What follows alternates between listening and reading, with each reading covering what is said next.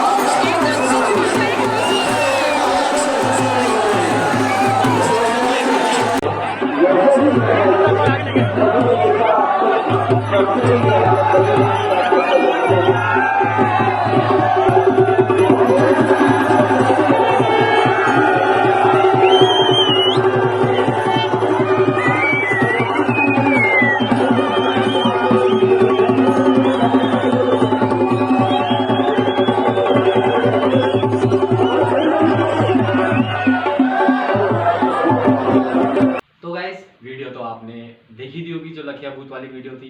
तो गाइज मैं आपको इसके बारे में, अब लखिया भूत के बारे में बताता हूँ। तो गाइज जो ये लखिया भूत होते हैं ये भोलेनाथ के एक अवतार होते हैं। तो गाइज मैं आपको बताता हूँ इसके बारे में। अब पहले से बताऊंगा तो आपको जाकर के समझ में आएगा, अगर बीच में से बताऊंगा तो आपको बिल्कुल समझ में नहीं आएगा। तो गाइज शुरू से बताता हूँ कि कम से कम 500 साल पुरानी बात होगी ये। तो जब भोलेनाथ, जब भगवानों का आवाज़ चलता था। तो गाइज जब एक बार की बात होती है कि जो भोलेनाथ होते हैं, पहली बात तो मैं आपको सीधे बता देता हूँ कि जो भोलेनाथ होते हैं उनकी जो पत्नी होती है सती माता, तो उनके जो पिताजी होते हैं वो होते हैं राजा दक्ष। ये इन तीन चीज़ों से बड़ी महत्वपूर्ण जुड़ी हुई कहानी है। इन तीनों पे, इन तीन कैरेक्टरों पे जुड़ी हुई बहुत महत्वपूर्ण कहानी है। तो गाइस ध्यान देके सुनिए और लास्ट तक वीडियो जरूर देखें, तो आपको तभी समझ में आएगा। तो गाइज मैं आपको बताता हूँ।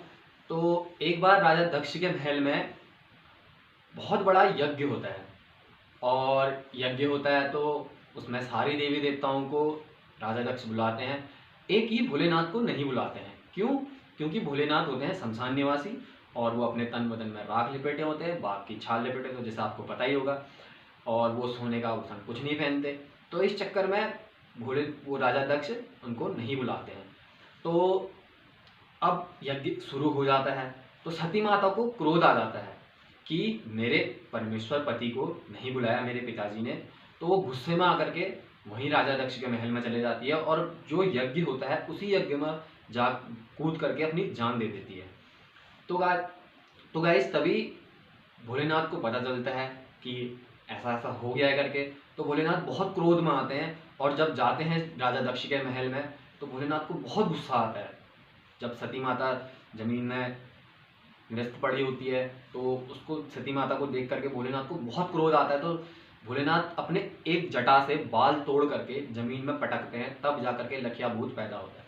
तो हाँ गाइस, लखिया भूत तभी पैदा होता है जब अपनी जटा से भोलेनाथ एक बाल तोड़ करके जमीन में पटकते हैं, तो लखिया भूत पैदा होता है। तो लखिया भूत यहीं से पैदा होता है, और तब जा करके वो राजा दक्ष का सर काट देता है। तभी भोलेनाथ क्रोध में होते हैं तो शांत हो जाता है भोलेनाथ का क्रोध। तो गाइज तो ये है लखिया भूत का, लखिया भूत आया कहाँ से और इसके जो कहानी है ये। अब जो मैं कहना चाहूँगा कि जो कुमोड़ की एक हमारा पिथौरागढ़ है, उत्तराखंड के अंदर पिथौरागढ़ एक क्षेत्र है, वो जिला भी है और उसे पहले से ही सोर घाटी के नाम से जाना जाता है। जैसा कि मेरे पिथौरागढ़ वाले और मेरे भाई लोग सब जानते होंगे, बहन लोग, दीदी लोग, माताएं बहनें सब जानते होंगे। तो गाइज जो पिथौरागढ़ है वहाँ एक छोटा सा गांव है कुमोड़। गांव के है, मार्केट से थोड़ा ही दूर है, कुमोड़ है क्षेत्र। तो वहाँ मनाई जाती है ये परंपरा। तो गाइज ये परंपरा पहले बनाई जाती थी नेपाल पे। तो ये जो इसका जो स्टार्टिंग है वो है नेपाल से। ये नेपाल में बनाई जाती थी। 4 भाई जाते हैं नेपाल कुमोड़ से, 4 भाई नेपाल जाते हैं कुमोड़ से। तो वहाँ एक बहुत बड़ी क्या कहते हैं प्रतियोगिता हो रही होती है। तो गाइज उनमें वो पार्टिसिपेट मतलब भाग लेते हैं। सॉरी, थोड़ा बहुत बोलने में दिक्कत हो जाती है। तो भाग लेते हैं। तो गाइज जो जैसे वो भाग लेते हैं तो उसमें वो जीत जाते हैं 4 के 4 भाई। जो वहाँ का नेपाल का राजा होता है, तो राजा बोलता है कि मांगो तुम्हें क्या मांगना है। तो गाइज उस टाइम पर पे वहाँ चल रही होती है कि ये मुखड़ों की परंपरा और लकिया भूत, ये चीज़ें वहाँ चल रहा होता है उस टाइम पर पे। तो गाइज वो बोलते हैं कि आप हमें ये मुखड़े दीजिए, और वो राजा खुश होकर के उन्हें अपनी जो संस्कृति होती है वहाँ की वो उन्हें दे देते हैं। तब जा कर के जो 4 भाई पाल होते हैं वो कुमोड़ में आते हैं, और वो कुमोड़ में आने के बाद वो इस जो ये हमारा परंपरा है, उत्तराखंड की संस्कृति है, इसको प्रारंभ करते हैं तब से। और तब से जा कर के अभी तक का ये सब चलता आ रहा है। तो गाइज और मैं आपको एक बात बता दूं, जब लखिया भूत ज़्यादा ही क्रोध में आ जाते हैं तो माना जाता है कि अगर उन्हें क्रोध आया तो वो मार भी सकते हैं, और अब जब वो खुश होते हैं तो वो आशीर्वाद देते हैं। तो गाइज आपने पहले वीडियो में देखा होगा, मैं अभी आपको और वीडियो भी दिखाऊंगा कि भोलेनाथ को जो भोलेनाथ के अंश हैं लखिया भूत, उनको पीछे से जंजीरों से बांधा गया है ताकि वो छूटे ना। अगर वो जब आपने देखा होगा कि जब तेज बाजा बजता है तो गाइस वो गुस्से में टाइप का आ जाते हैं, और जब वो हल्का बाजा बजता है तो खुश होके आशीर्वाद देते हैं। तो वही जब तेज बाजा बजता है, जब क्रोध में आते हैं तो जंजीर से छूटे ना, ताकि सबको वो कुछ करे ना करके, तभी जंजीरों से बांधा जाता है उनको। और पहली बात तो ये जो लखिया भूत बनाया जाता है ये कोई प्रोग्राम नहीं है, ये नहीं है जैसे हमारे वहाँ सातु आठू महोत्सव बनाए जाते हैं।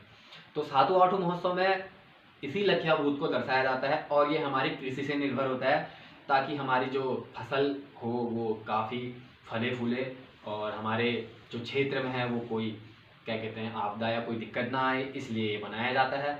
तो गाइस इसमें होता है कुमोड़ का। इसमें कुमोड़ में दिखाया जाता है कि पहले तो दिखाया जाता है कि काफ़ी सारी औरतें आती हैं, वो घास काटती हैं, ये नाटक टाइप का दिखाया जाता है। फिर आते हैं 2 बैल, इसमें बैलों का मुखड़ा, इसमें भी मुखड़ा दिखाया जाता है बैलों का। फिर आता है एक लड़का और एक लड़की आते हैं, वो भी मुखड़े के सहित आते हैं।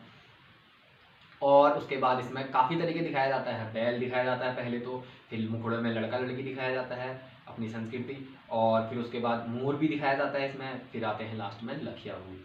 तो गाइज ये है लखिया भूत का रहस्य। तो गाइज मैं आपसे एक चीज़ के लिए तो क्षमा चाहता हूँ कि मैं इस बार तो जा नहीं सका, क्योंकि मैं अभी कॉलेज करता हूँ, मैं करता हूँ BFA। पीछे मेरी पेंटिंग देख रहे होंगे आप, तो ये मेरी पेंटिंग खुद की पेंटिंग है। तो गाइज मैं BFA करता हूँ, मेरा 6th सेम चल रहा है। तो गाइज इस वजह से मेरे अभी पेपर होने वाले, तो काम भी मेरा पूरा नहीं था, तो मैं जा नहीं पाया। तो गाइज अभी मैंने अपने साथ वालों से आपके लिए, खास आपके लिए वीडियो मंगवाई। तो गाइज तभी मैं इस वजह से जा नहीं पाया, तो इसलिए क्षमा चाहता हूँ। अगली बार अगर मुझे टाइम मिलेगा तो मैं पक्का गाइज आपको पूरी वीडियो सहित समझाऊंगा। और गाइज अभी तो आपको मैंने बता ही दिया कि लखिया भूत कहाँ से शुरू हुआ और क्या चल रहा है, क्या है ये, क्या नहीं है, मैंने आपको सब बताया। तो गाइज अभी परसों को ही ये लखिया भूत का कार्यक्रम पिथौरागढ़ में दिखाया गया है।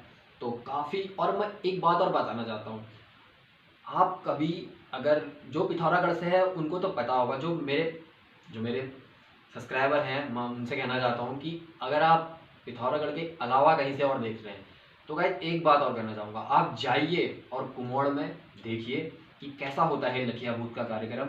गाइज मैं आपका दिल खुश हो जाएगा, इतनी मैं गारंटी देता हूँ आपको कि जो ये लखिया भूत है ना, इसको देखने के लिए बहुत दूर दूर से लोग आते हैं। दिल्ली, देहरादून, इन बहुत दूर दूर जगहों से देखने के लिए आते हैं और पैर रखने की जगह नहीं होती है। इतनी भीड़ होती है ना, इतनी भीड़ कि मैं आपको क्या बताऊं। आप देख ही रहे होंगे वीडियो के माध्यम से कि कितनी भीड़ होती है। और सब लखिया भूत का, जो हमारे भगवान है लखिया भूत, इनका आशीर्वाद लेने के लिए आते हैं। तो गाइज मैं आज की वीडियो यहीं पे समाप्त करता हूं। और जो मेरे चैनल पे नए हैं, लाइक शेयर कमेंट जरूर करें ताकि मेरे आने वाली नोटिफिकेशन आपको मिलती रहें। और गाइज मिलते हैं अगली वीडियो में, तब तक के लिए जय हिंद, जय उत्तराखंड, जय देवभूमि।